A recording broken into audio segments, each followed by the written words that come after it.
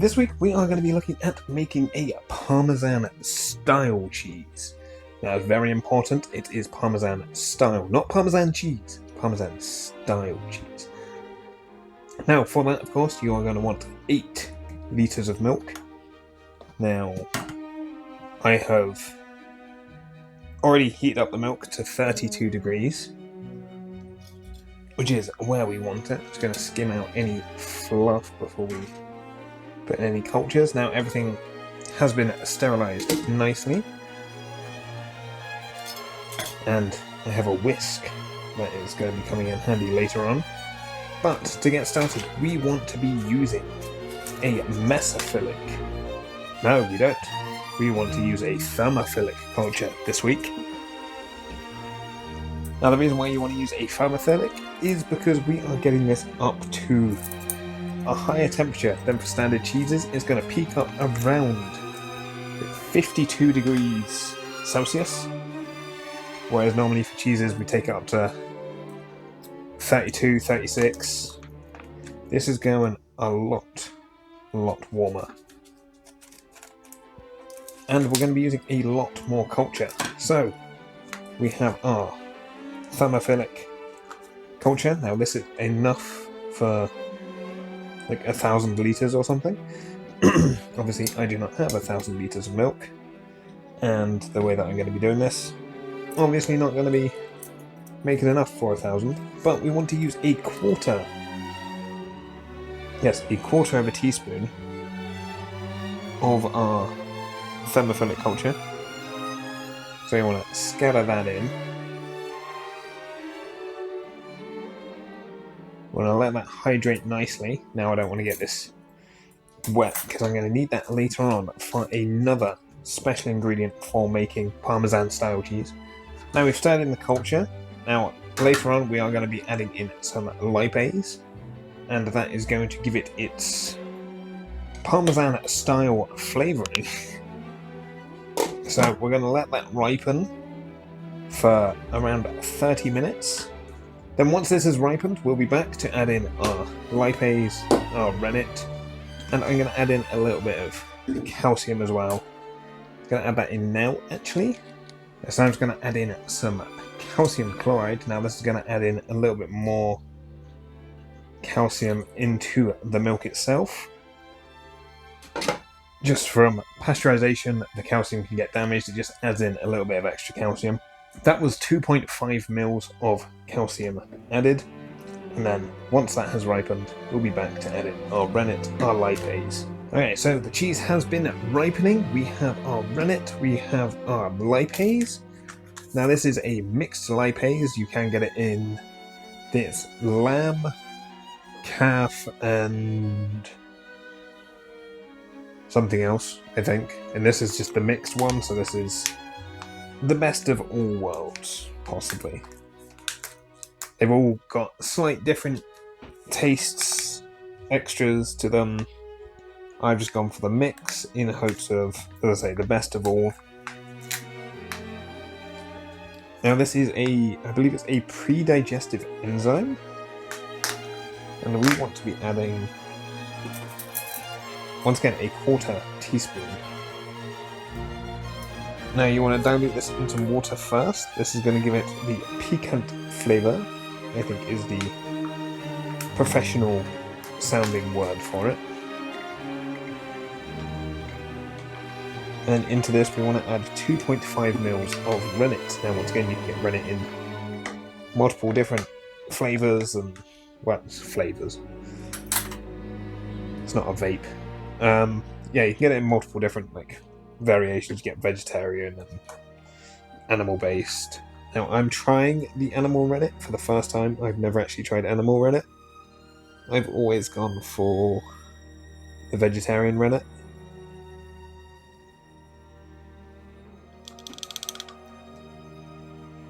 Right, so we want to add that in. Give that a mix. That's another 2.5 mils of our rennet. Where's the little cap gone? There it is.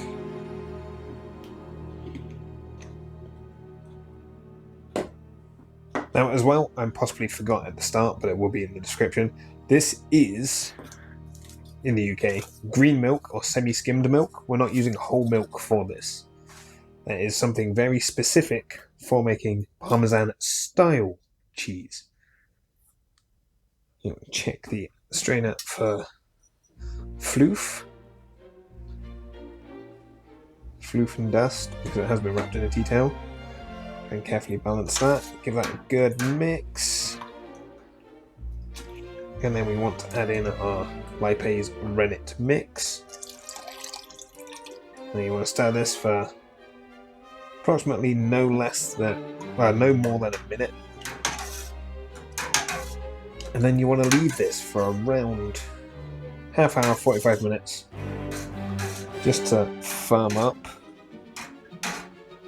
And then once it's firmed up and you've got a nice clean break, which I will demonstrate later on, we can then move on to cutting the curds.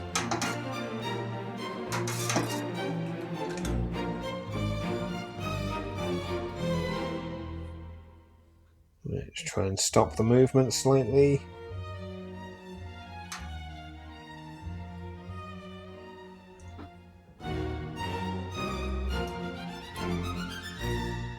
And then lid and probe back on.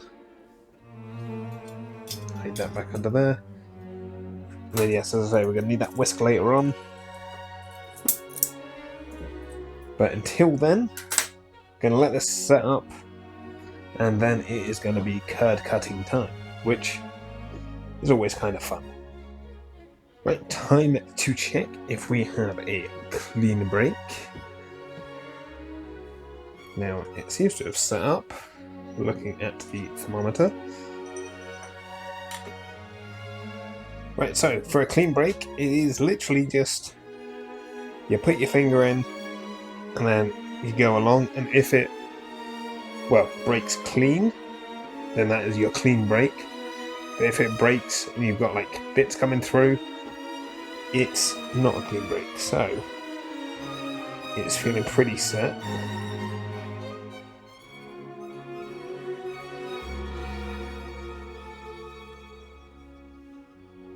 I'm trying to judge if that is a clean break or not. Do I have my knife? Right, so if I lift this up, do we get a nice clean break along it?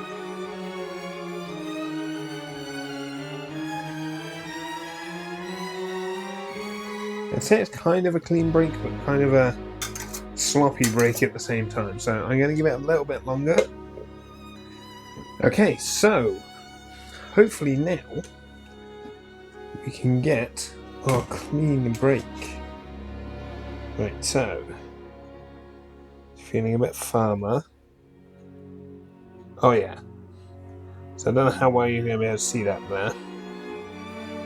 But see that nice split right down the side of there with that nice clean edge.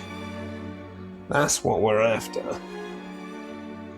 That is fantastic. Right. So now we've got that. Try and work out if it's even worth trying to cut the curds, because I've got the nice big hole in the middle there. But we'll do it anyway.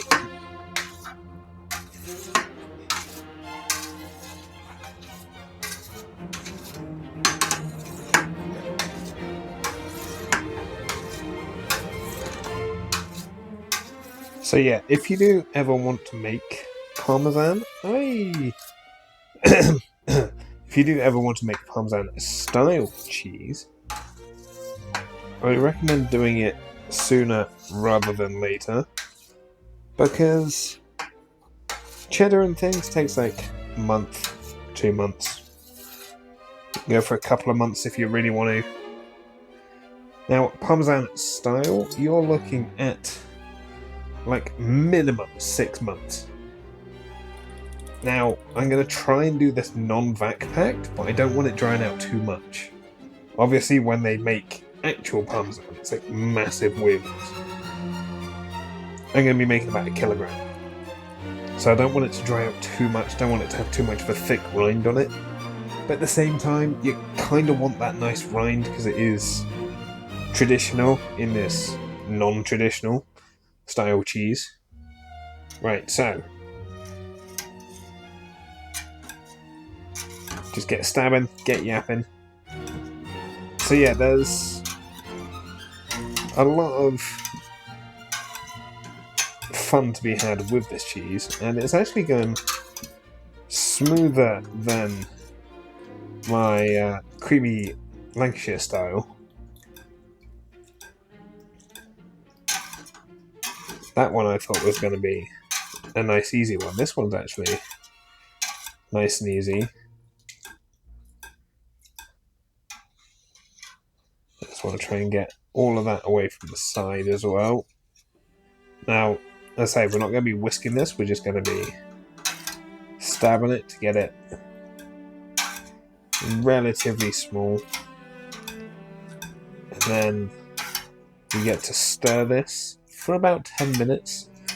Some recipes say stirring it for an hour. And yeah, I'm not quite that committed to stir it for an hour. I will do the... we'll give it a good, like, 10 minutes of stirring. Maybe put some music on. Zone out for about 10 minutes. Okay, so the curds have been stirred for about 10 minutes. And some of them are starting to clump together a little bit. But now we need to get this up to 52 degrees Celsius. Now it's got to be done slowly, so I wouldn't recommend sticking it on the hob and just bringing it up. So once again, the joys of the sous vide. We want to be turning this up to 52.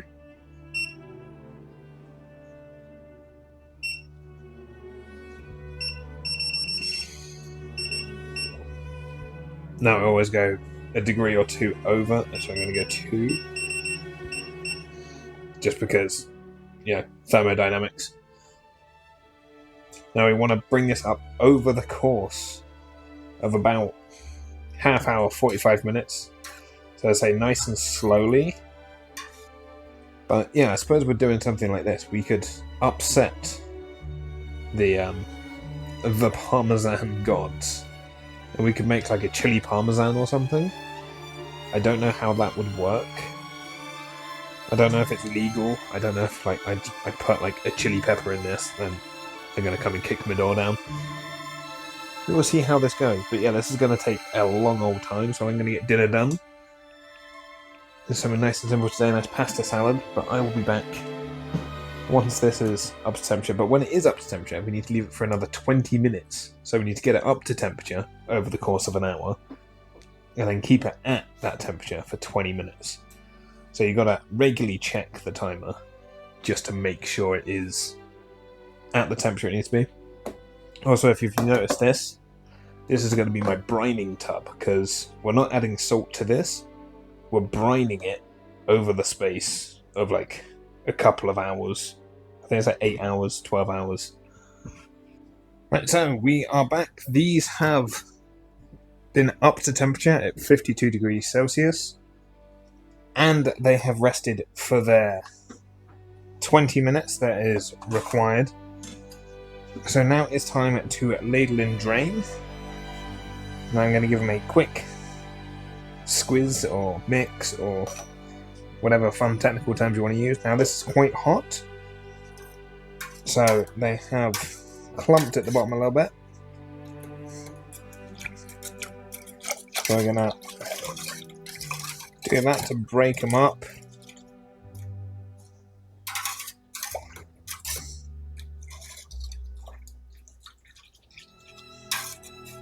But yeah, there is a lot of whey and an alright amount of curd, I guess. Have a little... Yes. Right, they're where they need to be. As the recipe that I'm following says, when you bite the curds, they should kind of squeak. That's kind of like chewing on an eraser at the moment. Then we want to drain our curds for about 15 minutes. I'll just show you on the camera. So that is how little curds are actually in here. This is going to be a pretty small cheese. Now again, I'm using about a litre less milk than I normally would. So I normally go a little bit over. But yeah, this is 8 litres of milk has made that much curds. But then again, we have heated it to a higher temperature, so we have already cooked out a lot of those, or a lot of that whey.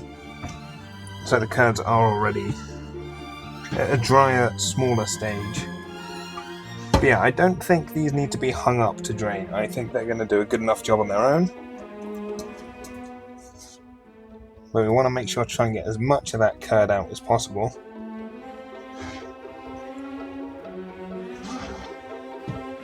But I have a feeling this is going to be, don't want to jinx it, pretty easy to get in the press. So I think we could probably actually get that in here now. Look at these little tiny curd bits. They're absolutely tiny. Dress the top of it, and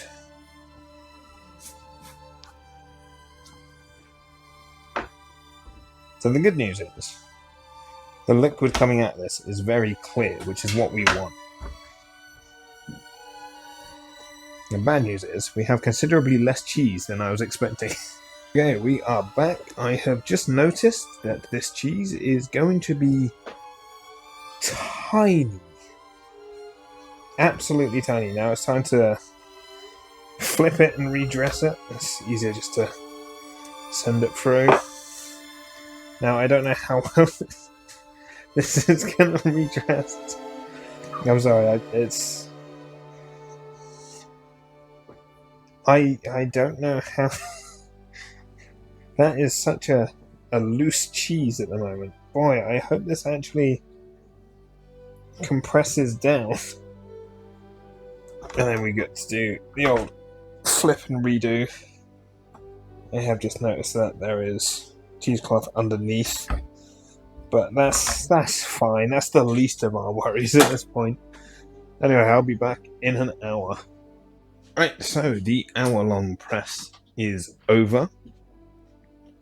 Yeah, time to drain the rest of that whey off. Now that is probably like the clearest whey I have seen in any of my cheese making, which is a good sign. But yes, I have been thinking over the quantity, and the guy that I watch, fellow YouTuber, he used, is it 14 litres? Which I have no chance of getting in my pot. And that yielded about 1 kilogram. So he was using about double what I was using. So I'm going to have a very small cheese. That's something I'm going to have to live with. But yeah, bear in mind we were using semi-skim, so that's half the fat of the cheese that I normally use. Yeah, that... yeah, I still can't get over how small the cheese is. Now bear in mind this cheese costs like the same, if not slightly more, to make than a cheddar. Alright, so yeah, we got a better knit. It's still warm. So yeah, actually, what I'm going to do, I'm going to get one of my cheddars that I've most recently made. Let's go for the wild garlic.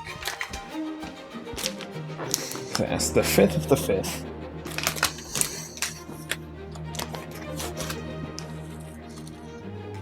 So yeah, just a little... So yeah, it is about half the size for like the same amount of milk. So note that going in, you are going to be making half the cheese. But I don't know, that just kind of makes me want to make more, you know? It makes me want to like, just make just a ton of little parmesans. Like, it's not going to be cheap, but I've got to use the lipase for something. Right. So that is that for the next 11 hours then. No, 12 hours. And then, yeah, I'm going to make my saturated brine solution in a moment.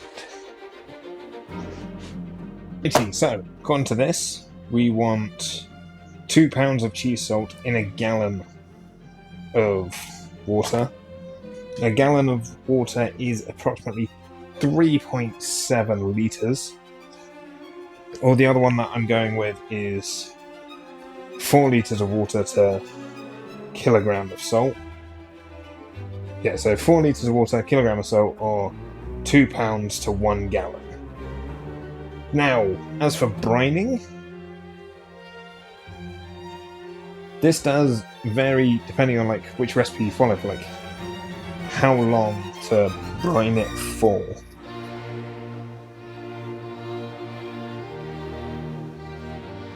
So the recipe on the ebook that I've got says to brine it for 8 hours and you turn it over halfway. This book, which is an amazing book, says to soak it in the brine for 24 hours at room temperature, whereas that one says soak it in the fridge. So, yeah, this is going to be like an absolute mutant of a recipe. Do whatever you feel best with. I'm going probably for the kilogram to the litre, so that's going back in. Now, you probably won't be able to see it on camera, but there is still an awful lot of salt at the bottom of that, which is why we need to... Okay, so the brine has just about taken in all of the salt. Now, I've had a little re-look up. It is 3 teaspoons of the calcium chloride. I'm going to give this box a little wipe out, make sure there's no guff that's fallen in.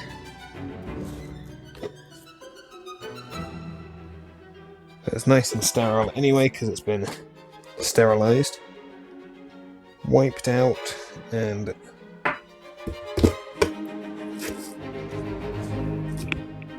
swear stuff's just like spawning in this box. Good.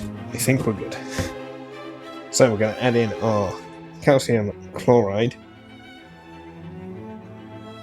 So that is, once again, just like, that is one and done, whereas the salt that's going to be absorbed into the cheese, just every batch or every other batch, just add some more salt into your brine until it doesn't dissolve anymore.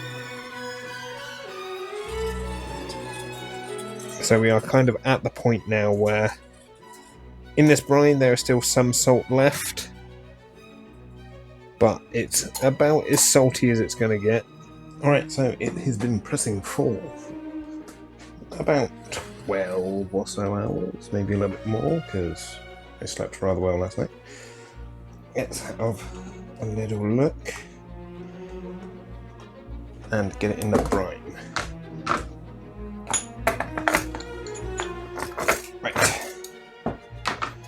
Cheese, 2 glass jars, got to remember they're in there. They didn't break, so that was good to know.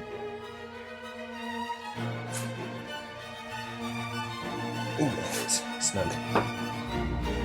Right, that is a well-pressed cheese. Now, I do have a strainer. Ooh, that is stuck, but peeled off nicely. So yeah, that is a nice hunk of cheese, a little bit rough on top, but... So yeah, it says to brine at either room temperature or in the fridge. So it is now 12 o'clock, so maybe around 4 o'clock we'll give that a flip. And then that will give us 8 o'clock-ish. And then we'll be back.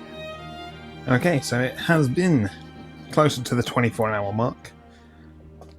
And this is our Parmesan. Now I'm wearing a glove. I don't know if you can see how many salt crystals are just on the lid. Yeah, the second you put your hand in here, it's just like instant. Your hand just dries out. Now that is a very, very firm cheese. Alright, we're going to want to pat that dry, and then we need to age it in the fridge for up to 10 months. Now it's going to be in the cheese fridge, obviously. It's going to take, well, minimum like 10 months, I think it was.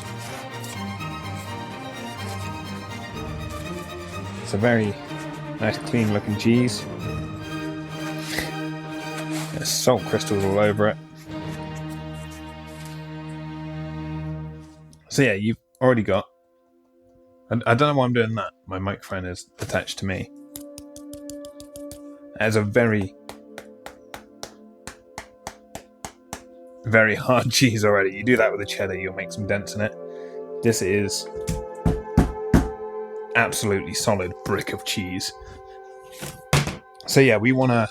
I need to actually like get some mats or something to dry this in the fridge, because we're going to be allowing that nice natural rind to form. Now for the first couple of weeks you want to turn this daily. Now if any mold does appear on it, I have put that on a wet lid again, so I need to re-wipe that off. So yeah, if any mold or anything does appear on the outside, you want to wipe it down with some vinegar and some salt. And just like salt and vinegar solution, or just salt solution, use a bit of the brine. But yeah, this is going to be a long process to get to this cheese. And then after 3 months, you then want to rub on some olive oil, which is going to like nicely seal it, put a nice seal on the outside of it, to try and lock some of that moisture in. Now, after those 3 months, I might vac seal it, or I might oil seal it. I kind of want to make another one so I can like compare the two. But yeah, instead of using all of the plates up, I do need to get some like mats to dry this on. But yeah, every day, give it a flip, and then I guess that I might do a slight update in like 3 months of oiling the cheese, seeing how it looks.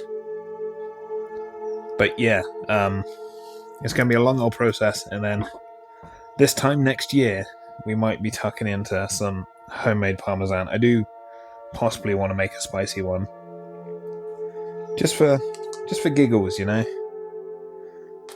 I'm going to try and keep that lid in there. It's just a glass lid. But anyway, this wraps up the Parmesan-Style cheese making video. Style. It's not Parmesan exactly, it's style of Parmesan. Please don't sue me. But yeah, there will be like a disclaimer in the description just saying like, this isn't Parmesan, this is Parmesan-Style cheese. But anyway, as always, hope you enjoyed, and I will see you next time for whatever my channel may bring you. Thanks for watching.